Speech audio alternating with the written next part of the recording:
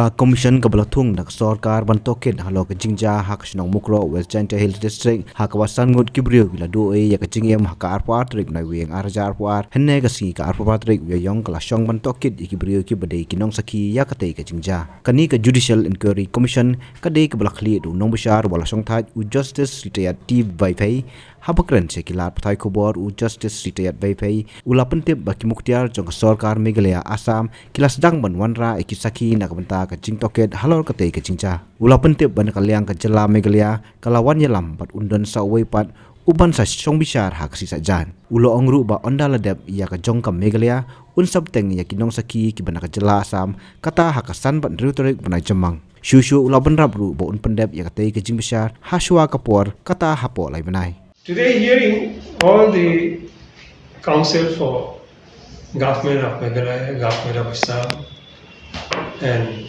Mukroh villages came, and I examined the witnesses, one witness produced by the Meghalaya government, and there is one more witness whom they cannot produce today, so he is being produced tomorrow, and I'll examine him. And then, in other words, the continuous proceeding. Tomorrow the proceeding will continue, and then after that, the next date will be 5th and 6th May. And whoever any witness is being produced by the Meghalaya government, I will examine them. What about the Assam side, sir? Assam side, once I have exhausted examining Meghalaya witnesses, then I'll start examining Assam witnesses.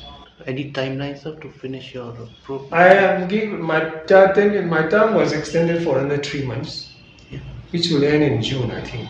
June, yes. June, and I hope to complete it within within the extended period.